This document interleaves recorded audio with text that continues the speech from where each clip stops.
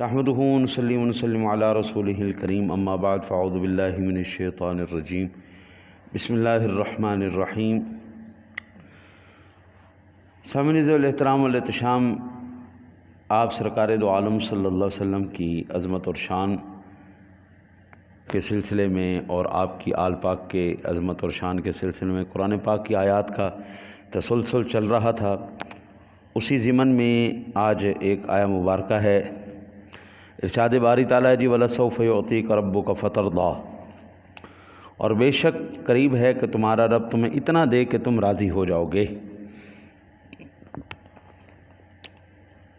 علامہ قرطبی نے ابن عباس رضی اللہ تعالیٰ عنہ سے روایت کی کہ رسول اکرم صلی اللہ علیہ وسلم کی رضا میں سے یہ بھی ہے کہ آپ کی اہل بیت میں سے کوئی دوزخ میں داخل نہ ہو۔ اور امام حاکم علیہ رحمہ نے بسند صحیح روایت کیا کہ نبی اکرم صلی اللہ علیہ وسلم نے فرمایا، اللہ تعالیٰ نے مجھ سے یہ وعدہ فرمایا ہے کہ میری اہل بیت میں سے جو توحید و رسالت کا اقرار کرے گا اور یہ بھی کہ میں نے رب تعالیٰ کے پیغام کو پہنچا دیا ہے، اسے وہ عذاب نہیں دے گا۔ حضور نبی اکرم صلی اللہ علیہ وسلم نے ارشاد فرمایا کہ میں نے یہ دعا کی، الہی میری اہل بیت میں سے کسی کو جہنم میں نہ ڈالنا، تو اس نے میری دعا قبول فرما لی۔ الصواعق محرقہ۔ اللہ تعالیٰ اولاد دینا جی تو اولاد تابعدار بھی عطا فرمائے۔ اس دنیا میں دو چیزیں، ایک بیوی اور ایک اولاد، یہ دو تابعدار مل جائیں نا جی، میں کہتا ہوں سبحان اللہ حضرت جی، دنیا میں ہی جنت کا نقشہ ہو جاتا ہے۔ بیوی بات ماننے والی مل جائے، تابعدار مل جائے، اولاد تابعدار مل جائے، سبحان اللہ سبحان اللہ، میں کہتا ہوں کمال ہو جاتا ہے۔ اور اگر یہ دو چیزیں خراب ہو جائیں، اوئے ہوئے ہوئے ہوئے، بیوی کا کھوپڑا وہ الٹا ہو جائے یا اولاد پٹھے رستے تے چل پائے، اللہ اللہ اللہ اللہ، دنیا میں ہی جہنم کا نظارہ آ جاتا ہے۔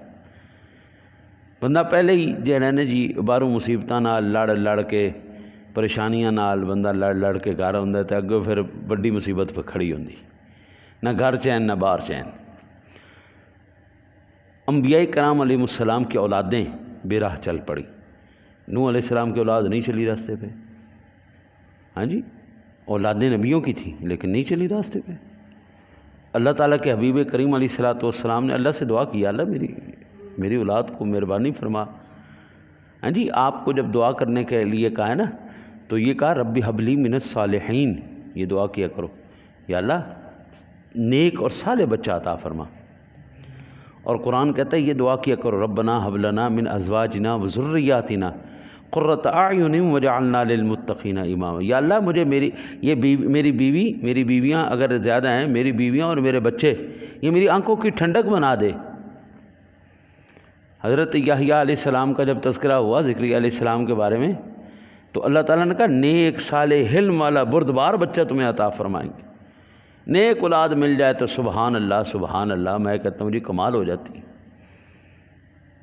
وہ میں ایک جگہ پہ بیٹھا ہوا تو وہ جھگڑے باپ بیٹا، تو میری غیرت گوارا نہیں کی، میں نے وہ بیٹے کا گریبان پکڑ کے کہا، میں کو حیا کر، تیرا پیو ہے، وہ حیا کر، شرم نو ہاتھ مار، پیو نال گل کرن دا طریقہ ہے، این گل کری دی۔ تو وہ رو پڑا باپ، گندی اولاد جم بیٹھا، سارا کچھ کھوایا پوایا، سارا کچھ نہ تے لایا، لیکن گندی اولاد آج میرے سامنے کھڑی۔ ہاں جی، تو اللہ تعالیٰ اولاد اگر تابعدار دے دے نا جی، سبحان اللہ سبحان اللہ، دنیا میں ہی جنت ہے۔ اور اگر خدا نخواستہ اولاد گندی نکل آئے، اوئے ہوئے ہوئے ہوئے، وہ تو جہنم میں جائے گی، کہیں ہمیں بھی نہ کھینچ کے لے جائے۔ وہ بلکہ آپ نے واقعہ کئی مرتبہ سنا ہوگا، میں نے بھی کئی مرتبہ بیان کیا ہے، حضرت موسیٰ علیہ السلام اور خضر علیہ السلام کا واقعہ 15ویں سپارے کے آخر میں اور 16ویں کی ابتدا میں۔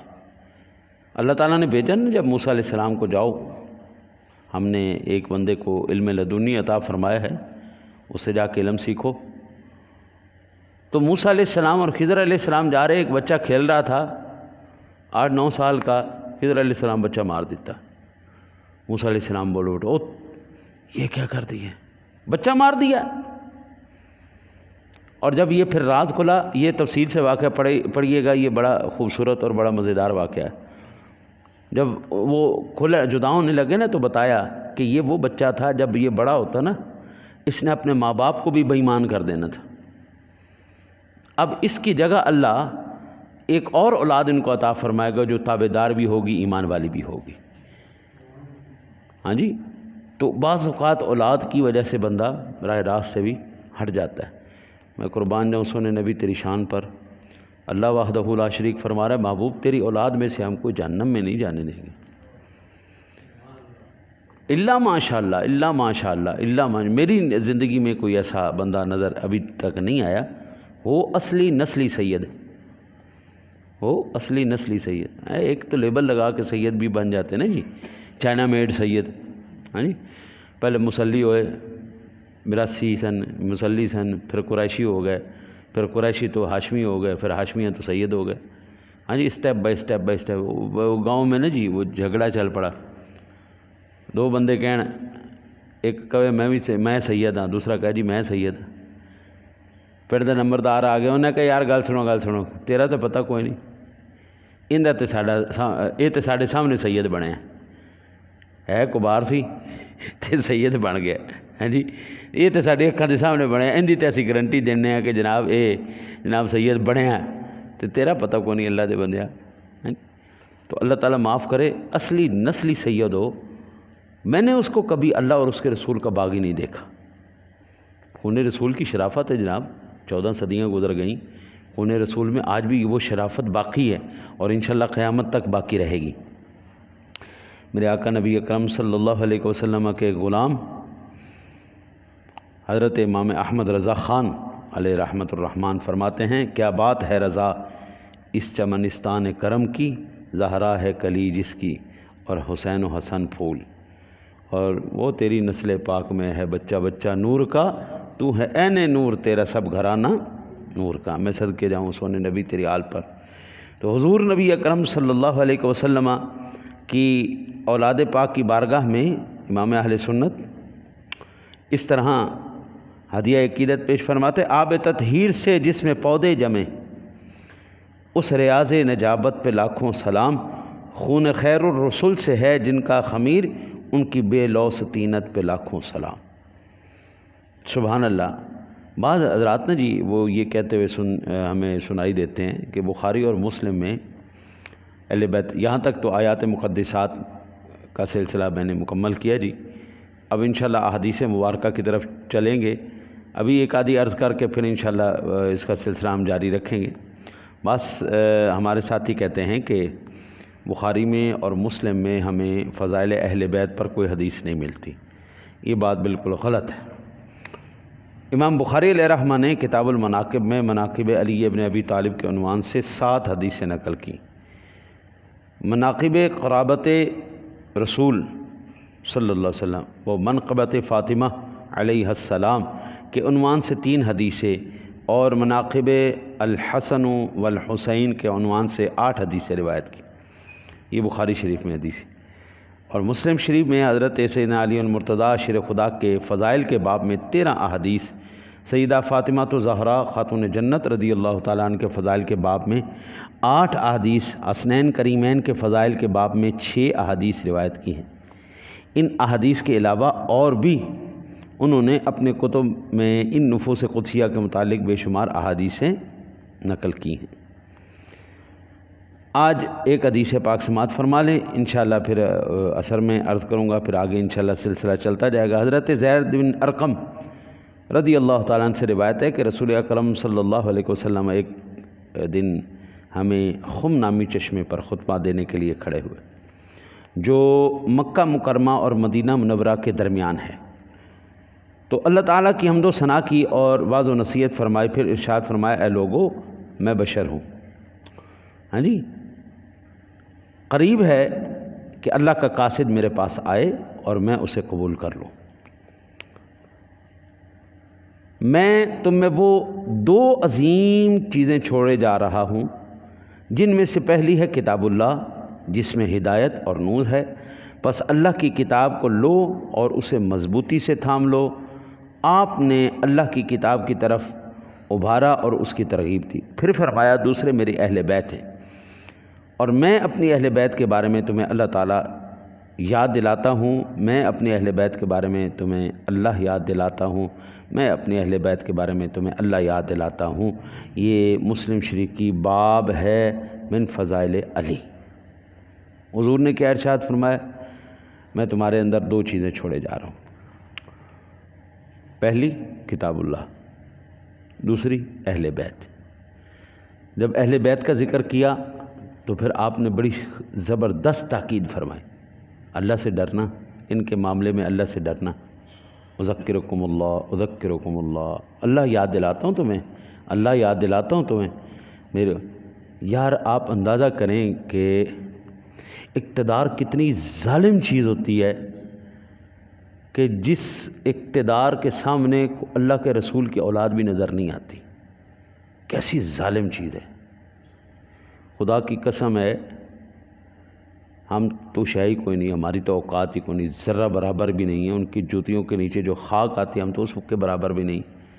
یار آل رسول تھے، اولاد رسول تھے، میرے مصطفیٰ کے کندھوں پر سواری کرنے والے حسنین کریمین تھے۔ پہلے امام حسن کو زہر دے کے شہید کر دیا گیا، پھر امام علی مقام کو۔